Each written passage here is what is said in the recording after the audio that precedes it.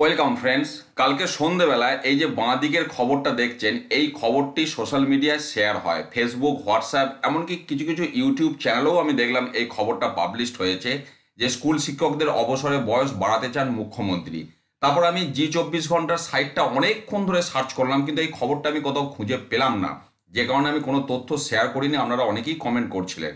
বেশ, তারপরে দেখুন, অনুসন্ধান করে দেখা গেল এই খবরটা অ্যাকচুয়ালি পাবলিশড হয়েছিল 31শে অক্টোবর 2016 সোমবার, এবং রাত্রি 10টা নাগাদ জি24 ঘন্টাতেই দেখুন একই খবর, সেই খবরটাকেই আবার নতুন করে এখন শেয়ার করা হচ্ছে।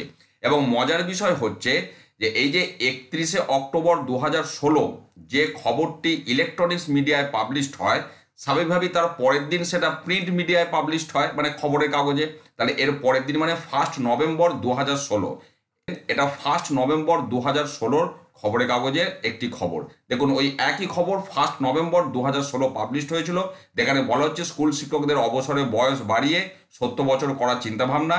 এবং এখানেও বলা হচ্ছে চিকিৎসকদের মতো শিক্ষকদের অবসরের বয়স বাড়ানোর সিদ্ধান্ত নিতে পারে রাজ্য, যদিও এখনও এ ব্যাপারে চূড়ান্ত সিদ্ধান্ত হয়নি। ওই একই বক্তব্য কিন্তু ঘুরিয়ে ফিরিয়ে বিষয়টা ছিল, যেটা প্রিন্ট মিডিয়ায়, ইলেকট্রনিক্স মিডিয়ায় আপনারা দেখলেন। অর্থাৎ শিক্ষক শিক্ষিকাদের সেন্টিমেন্ট নিয়ে এক শ্রেণীর মানুষ সোশ্যাল মিডিয়ায় অনবরত ভুয়ো খবর শেয়ার করে যায়।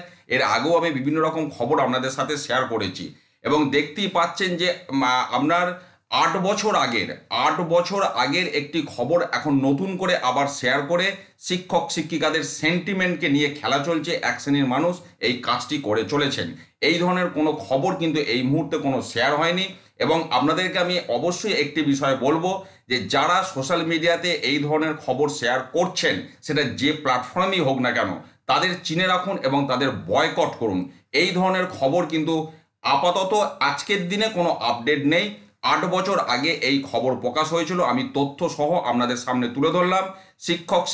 শিক্ষাকর্মীদের বয়স বাড়ানোর কিন্তু কোনো আপডেট এই মুহূর্তে অন্তত নেই। ভালো থাকুন, সুস্থ থাকুন, ধন্যবাদ।